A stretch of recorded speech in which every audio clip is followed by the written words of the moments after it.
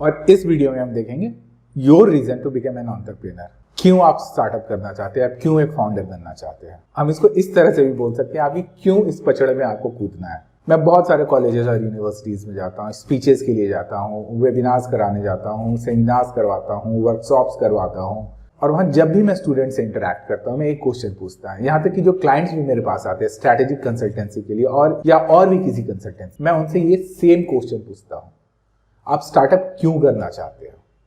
और जो top 3 answer मुझे हमेशा मिलता है, पहला, मुझे पैसे कमाने हैं और बहुत पैसे कमाने हैं। दूसरा, मैं 9 to 5 जॉब के लिए तो बना ही नहीं है, मुझे अपना बॉस बनना है। और तीसरा, बाकी सब भी तो कर रहे हैं, वो भी तो सक्सेसफुल हो रहे हैं, मैं भी ट्राई करना चाहता हूँ। और जानते हो प्रॉब्लम यहाँ पे ही है, एक स्टार्टअप करने के लिए ये सारे रीजंस तो कभी होने ही नहीं चाहिए। ये बहुत गलत है। जो भी ये बोलते हैं कि उन्हें बहुत पैसे कमाने हैं, जरा सोचो 100 रजिस्टर्ड स्टार्टअप्स में से 3 से 5 ही ऐसे होते हैं जो फर्स्ट राउंड ऑफ फंडिंग उठा पाते हैं।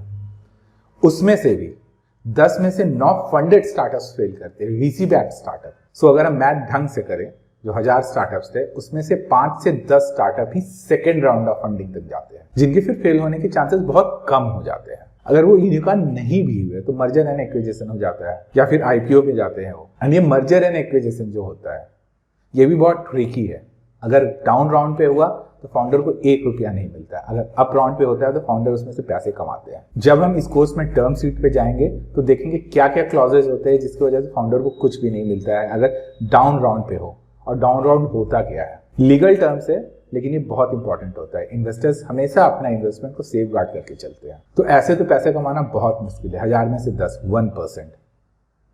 अब देखते हैं सैलरी एंड प्रॉफिट्स। अगर आपका स्टार्टअप प्रॉफिटेबल है फिर भी आप प्रॉफिट नहीं निकाल सकते उसमें से, इवन बीइंग ए फाउंडर आपको डिविडेंड ये सब कुछ नहीं मिलेगा। जितने भी पैसे स्टार्टअप के प्रॉफिट से आते हैं वो वापस स्टार्टअप में ही लगते हैं उसको ग्रो करने के लिए, तो आपको प्रॉफिट नहीं मिल रहा है। अब आती है सैलरी की बात। जो फाउंडर्स की सैलरी होती है, या तो वो सीईओ होगा या सीईओ होगा या सीटीओ होगा, जो भी डेजिग्नेशन आप ले रहे हैं, आपकी सैलरी हमेशा मार्केट की सैलरी से 20 to 30% कम होगी। एक सीनियर मैनेजर की सैलरी के बराबर आपकी सैलरी होगी ऑलमोस्ट। तो सैलरी में भी आप ज्यादा नहीं कमा रहे हैं। सो अंटिल एंड अनलेस आप 10 साल तक लगातार लगे हुए हैं अपने स्टार्टअप में एंड वो जाके आईपीओ होता है या अप राउंड में एमएनए होता है, तब कहीं जाके आपको पैसे मिलेंगे उसके, अदरवाइज आपको पैसे नहीं मिलेंगे। तो आपने 10 साल काम भी किया एक लोअर सैलरी पे और कुछ नहीं मिला, तो पैसे तो कमाना स्टार्टअप में बहुत ही मुश्किल है ना। जो दूसरा पॉइंट है, 9 to 5 जॉब नहीं करनी है यार, अपना खुद का बॉस बनना है। 9 to 5 जॉब नहीं करना चाहते हैं, स्टार्टअप्स में 24/7 जॉब है, 24 घंटे आपको काम करना पड़ सकता है। मैं कुछ अपने दोस्तों को जानता हूँ जिन्होंने जब स्टार्ट किया था 18 घंटे काम करते थे। उनके घर वालों को ये नहीं पता होता था कि वो रात में वापस आएंगे कि नहीं आएंगे, या ऑफिस में ही सो रहे हैं। ये आपका काम होगा। आपको अपनी सैलरी निकालने से पहले आपको अपने टीम मेंबर्स की सैलरी के बारे में सोचना पड़ेगा, इसलिए आपको ज्यादा मेहनत करनी पड़ेगी। यहाँ पे आपकी गलती भी किसी और को आप ब्लेम नहीं कर सकते हैं, जो कि नॉर्मल कॉर्पोरेट ऑफिसेज में होता है। यहाँ पे आपकी टीम भी गलती करेगी तो वो आपको खुद पे लेना पड़ेगा। स्टार्टअप जब स्टार्ट होता है तो कोई प्रोसेसेस सेट नहीं होते, जो हम एसओपी बोलते हैं कॉर्पोरेट ऑफिसेज में होता है। हर चीज का एक तरीका होता है, हर चीज का एक प्रोसेस होता है, स्टेप बाय स्टेप होता है। स्टार्टअप में कुछ नहीं होता है, आपको करना होगा, फेल होंगे, सक्सेस होंगे, सीखना होगा, तब प्रोसेस बनेगा। यहाँ पे आपको अपने काम के साथ बाकी लोगों का भी काम करना पड़ेगा। अगर टीम में कोई छुट्टी पे है तो उसका काम भी आपको ही कंप्लीट करना पड़ेगा। और बता रहा हूँ सब में बहुत टाइम लगता है। कभी आप फेसबुक ऐड रन करके खुद से देखो कितना टाइम लगता है। मैं ये अपने पर्सनल एक्सपीरियंस से बता रहा हूँ। एक पोस्टर डिजाइन करके देखो, अगर आपका ग्राफिक डिजाइनर छुट्टी पे और पोस्टर आज ही जाना है। एक मेल खुद ड्राफ्ट करके देखो जो कि ईमेल मार्केटिंग के थ्रू 10,000 लोगों को जाना है, और आपका कंटेंट राइटर जो मेल क्रिएट करता था वो आज छुट्टी पे है और वो शाम तक मेल जाना है। बहुत टाइम लगता है इन सब में। और जब रेवेन्यू नहीं आता है तो आप हर टाइम यही सोचने लगेंगे कि यार इससे अच्छा तो जॉब ही कर लेता मैं। और स्टार्टअप्स में रेवेन्यू बहुत जल्दी नहीं आता है, ना कैजुअल लीव होगी, ना सिक लीव होगा, और ना ही आपके लिए कोई फेस्टिवल होगा।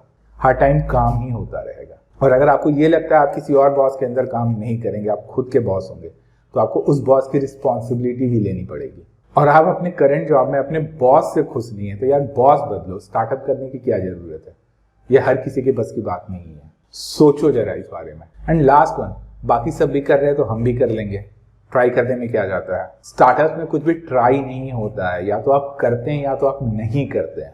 अगर आपके दिमाग में ये डाउट है कि ट्राई करके देखते हैं तो वो कभी नहीं होगा। ठीक है, अगर आपने स्टार्टअप किया है, कस्टमर को प्रोडक्ट पसंद नहीं आया, इन्वेस्टर्स को प्रोडक्ट समझ में नहीं आया तो वो इन्वेस्टमेंट नहीं दे, या आपने गलत प्रॉब्लम ही पिक कर लिया था, बट आप स्टार्टअप में ट्राई नहीं करते हैं। स्टार्टअप कोई हॉबी नहीं कि चलो यार मैं भी ट्राई करके देख लेता हूँ, बाकी सब भी तो कर ही रहे हैं कॉलेज, बाकी मेरे कलीग्स भी कर रहे हैं, मैं भी ट्राई करके देख लेता हूँ। ये कोई हॉबी नहीं है। आप गिटार सीखने नहीं जा रहे हैं। और ये जो मोटिवेशनल स्पीकर है जो पूरे सोशल मीडिया पे मोटिवेशनल पॉइंट डाले जा रहे हैं, फॉलो योर पैशन, पैशनेट बनो, सक्सेस का मतलब होता है पैसे कमाना, ब्ला ब्ला, सब बकवास है।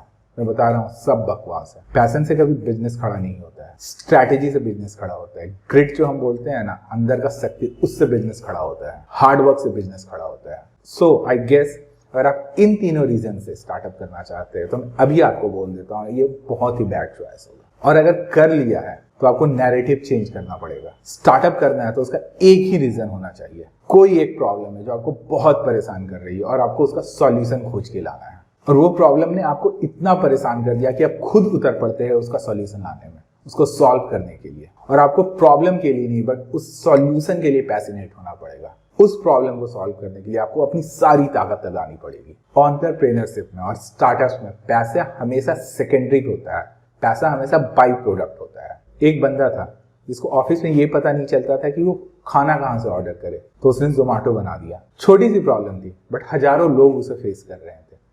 लंच लेके ऑफिस नहीं जाते थे, उनके पास मेन्यू कार्ड नहीं होता था, उनके पास फोन नंबर नहीं होता था अगल बगल के रेस्टोरेंट का जहाँ से वो फोन करके ऑर्डर कर सके। कितनी छोटी सी प्रॉब्लम थी। आज के डेट में जोमेटो ने IPO किया है। दीपेंद्र जो था वो पैशनेट था इस प्रॉब्लम को सॉल्व करने के लिए। उसके ऑफिस में और भी बहुत सारे लोग थे जो ये प्रॉब्लम फेस कर रहे थे, बट वो प्रॉब्लम सॉल्व करने के लिए पैशनेट नहीं थे। ये पैशनेट था, तभी इसकी कंपनी आज जाके IPO हुई है। पहले तो उसकी कंपनी का नाम फूडी वे था, जहाँ पे वो मेन्यू कार्ड स्कैन करके अपनी वेबसाइट पे QL डालता था। आज तो जोमेटो कुछ और ही है। तो आप तभी स्टार्ट करो जब आप किसी प्रॉब्लम का सॉल्यूशन खोजने के लिए बहुत पैशनेट हो, उसको सॉल्व करना ही है किसी भी हालत में। ये होना चाहिए आपका रीजन स्टार्टअप करने के लिए। चलो अब आपसे मिलते हैं नेक्स्ट वीडियो में।